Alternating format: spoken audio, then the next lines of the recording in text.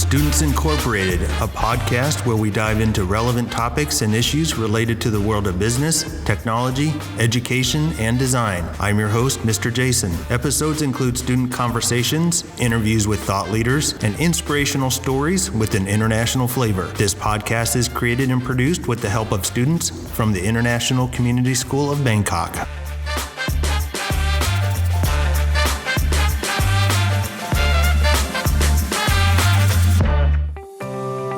Episode, we explore the topic of past to present, and I'm joined by our student co-host, Lion and Linda. We also welcome our special guest, Mr. Luke.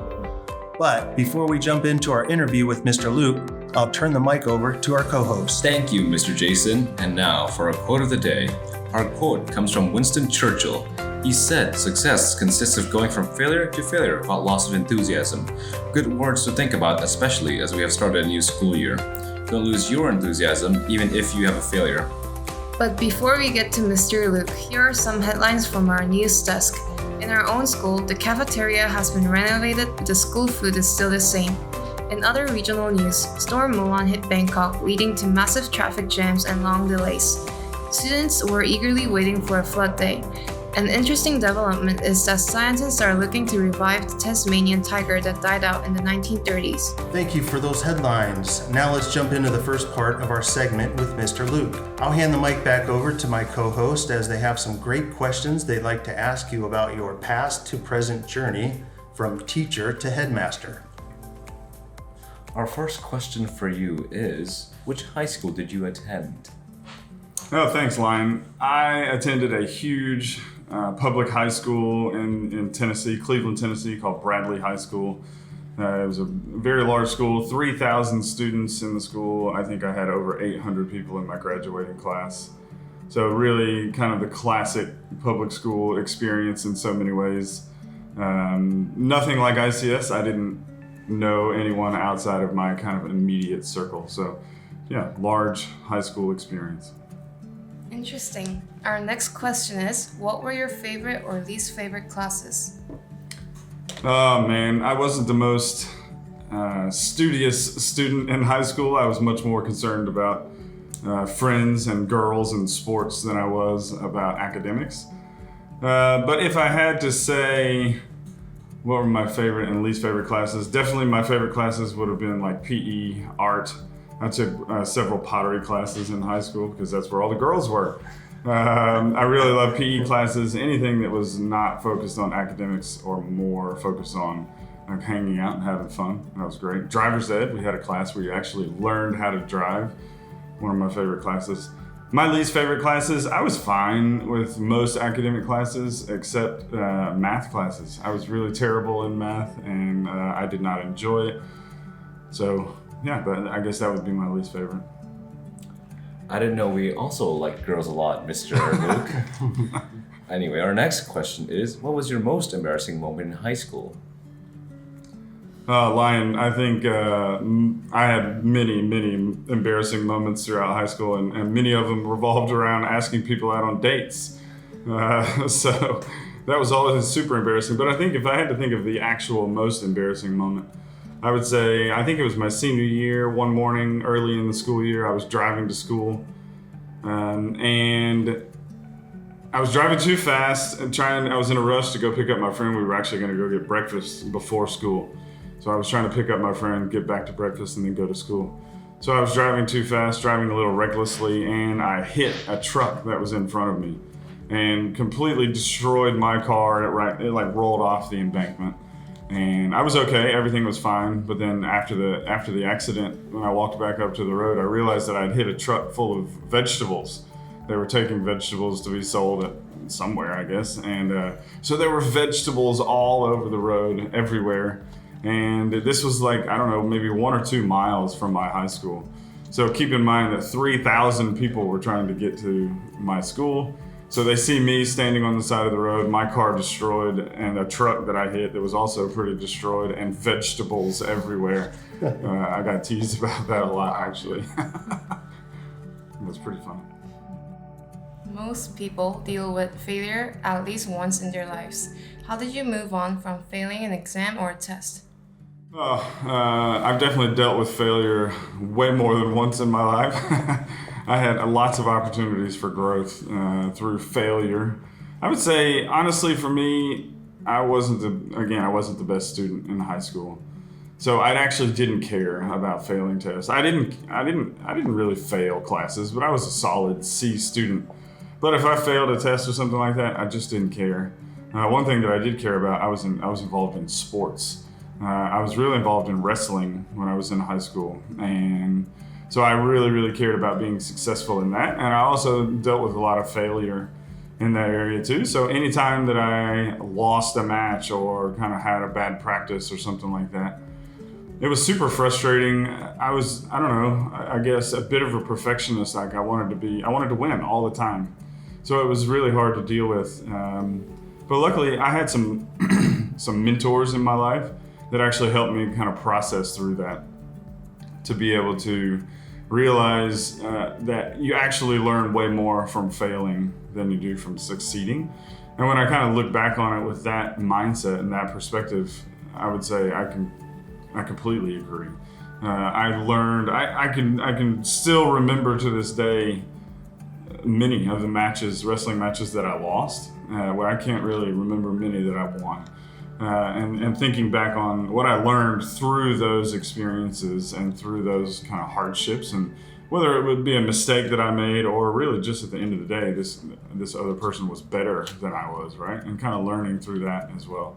So yeah, lots of failures. Anytime you're in sports, you're never going to win all the time. So yeah, I learned a lot from that.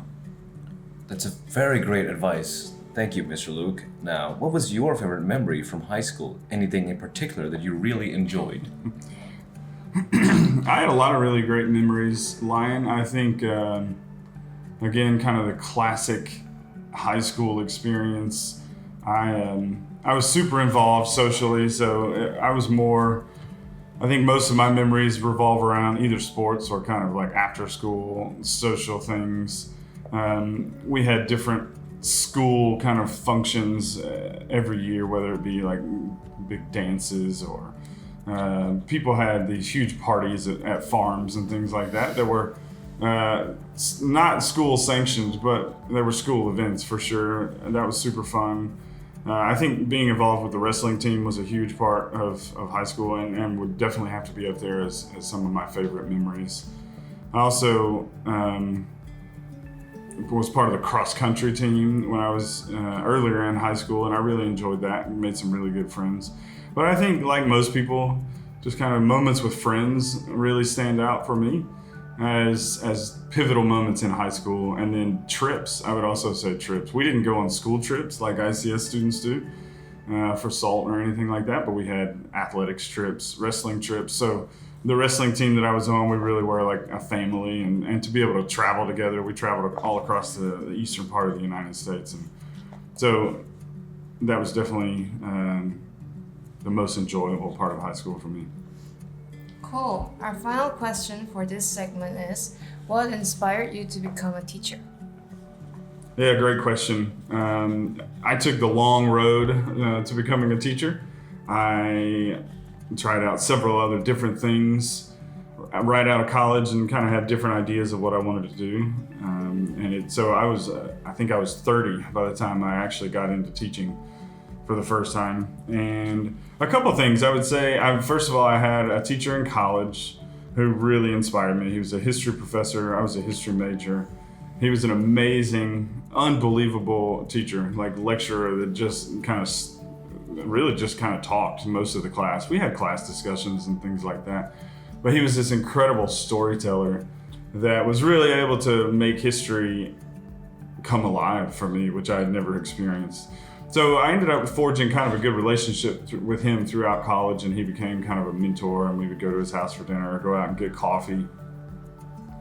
But then also, I think the thing that kind of cemented it for me was my wife was in this graduate program through her college, and she had the opportunity to go to Ghana in West Africa to do her student teaching. And honestly, I wasn't a student, I wasn't anything, but they invited me to go because they needed another male on the trip. they didn't want to. It was 10 girls and 1 guy at that point, and they didn't want to send to sub-Saharan Africa without another male student. So they asked me to go along and just kind of like be there as kind of the trip leader. And while I was there, in order to not be bored, I ended up actually teaching in a middle and high school there, some social studies classes just for fun. And I absolutely loved it. And I remember my mentor teacher one day, her name was Beauty, actually. And she had watched me teach, and I walked out of the class afterwards, and she was like standing there and was like tears coming down her face and said, "God made you to be a teacher." And I remember that like completely cemented in my heart. I'd already been kind of feeling that way because of this relationship with this professor that I had. But that really kind of cemented in my heart that like, okay, yep, this is what God has for me, and this is what I want to do. And with that, we'll be right back in a moment with more from Mr. Luke, teacher, educator, and headmaster extraordinaire. 1, 2, 3,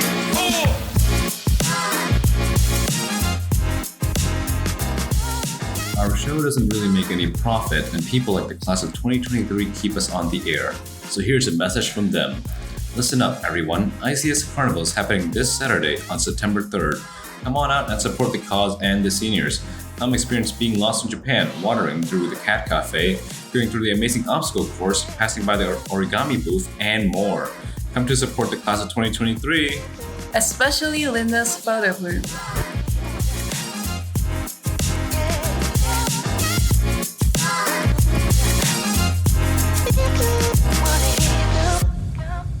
Okay, we are back with our part 2 with Mr. Luke. It's always fascinating to hear the personal journeys of people we know. With that said, let's jump back into our questions. Thank you, Mr. Jason. Let's start off with, how many years have you been part of the ICS community? I've been part of the ICS community since 2009. So my wife and I came with a 1-year-old son in 2009, where I taught middle school social studies for 2 years. And then actually we went back to the United States for a year after that, and kind of thought that our time at ICS was over. But then God brought us back the very next year. By I think Christmas of that year that I had left, I knew that I was coming back. So it was great. And then, so we came back in 2011, and I've been here ever since. So I think this is our 13th or 14th school year. And obviously, I made some changes through there. I shifted when I came back. I was a high school teacher. I taught world geography and modern era history, and then moved into the high school principal position. And now my second year as the headmaster. Our next question is, how was your transition from being a teacher to a principal? Yeah, I think honestly, Linda, the transition from teacher to principal was probably like the biggest one that I experienced. I really, really loved teaching, and I think most days I really enjoyed every aspect of teaching. So kind of at the same time, I did want to be a principal and move into administration eventually. I didn't think that it would come as soon as it actually did. So it was a bit of a transition. As a teacher, I always tried to be super relational with students. I tried to get students to, I was more concerned about them really being inspired and enjoying the subject than I was with the actual like details and information that they were learning on a daily basis, right?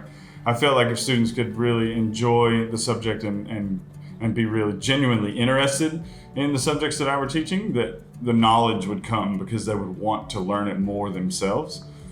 So I was very intentional about that and relational. So obviously when I moved into the principal's position, it's a different role, and you can't, my role wasn't trying to inspire students to love what I was doing, because I was a high school principal, and no high school student is going to love all the things that a high school principal has to do, because there's other things that come up, whether it's through policies or discipline or whatever it may be.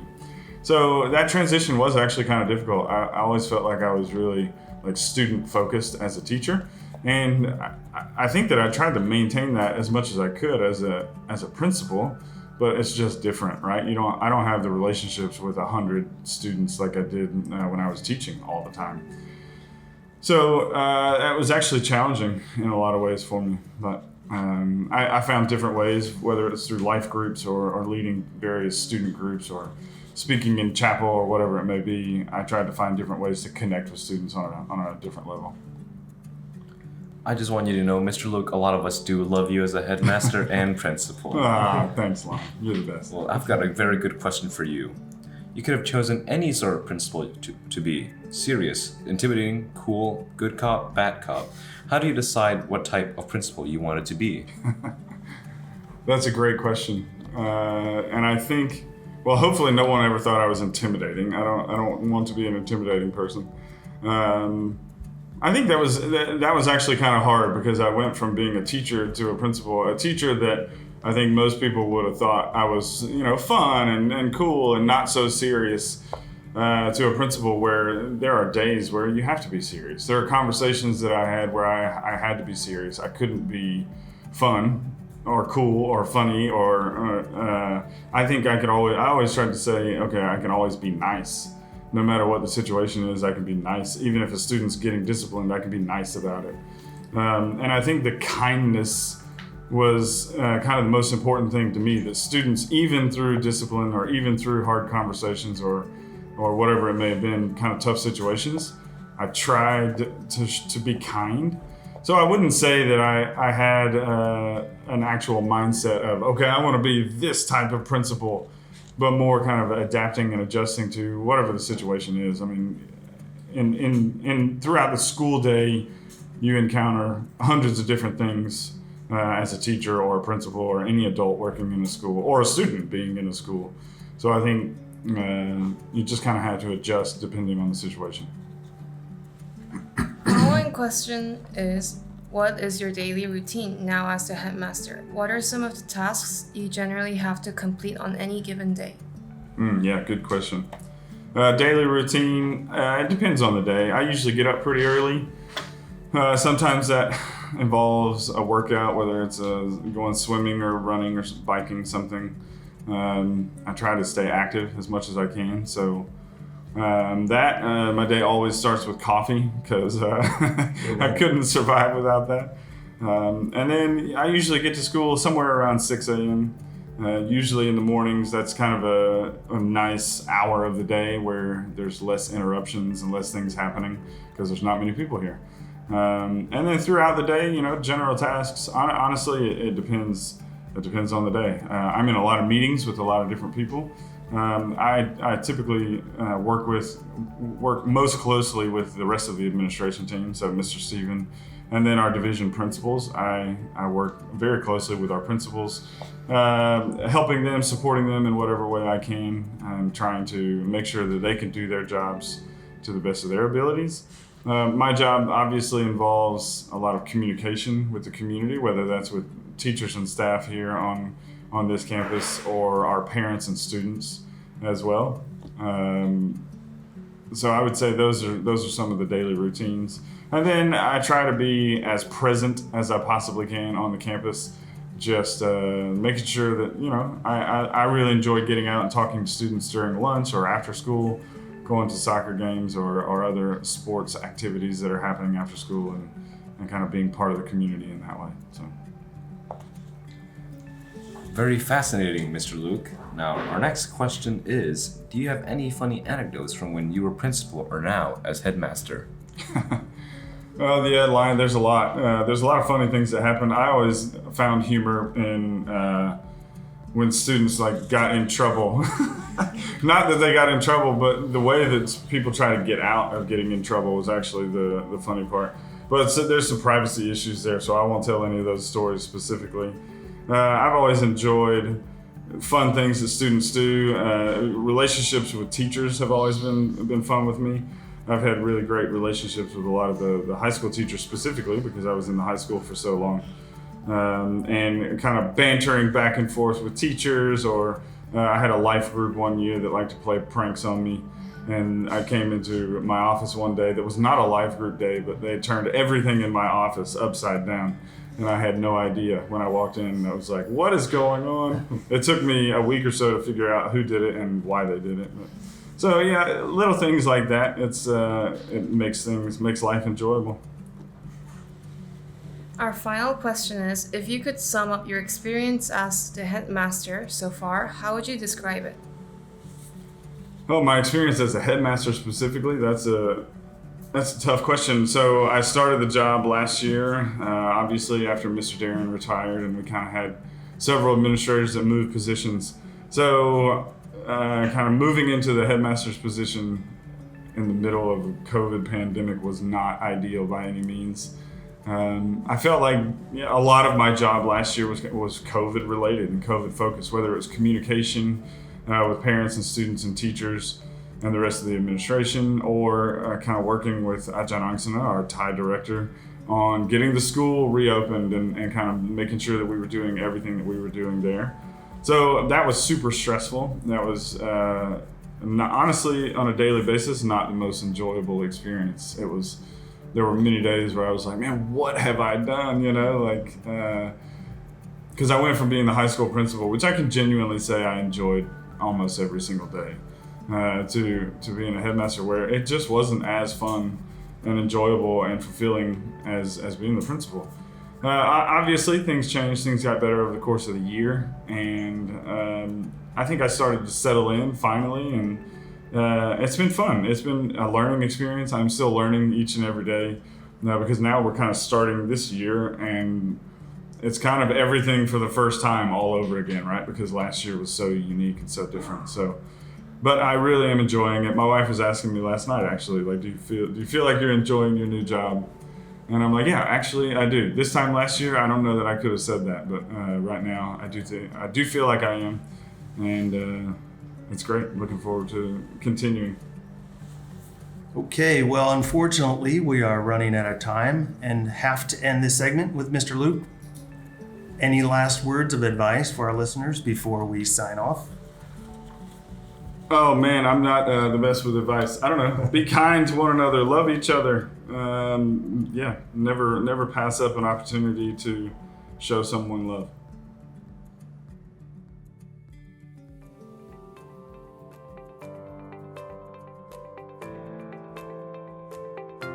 As we end this episode, we'd like to say a special thank you to our listeners for joining us. Please stay tuned for the release of more episodes as we continue to dive into more topics and interviews relevant to you, our listeners. This podcast would not be possible without the hard work and support of our international student production team. All music and sound effects are courtesy of Pixabay.com, a vibrant community of creatives sharing copyright-free images, videos, and music. Thanks everyone for tuning in, and until next time, we're Students Incorporated, where your voice matters.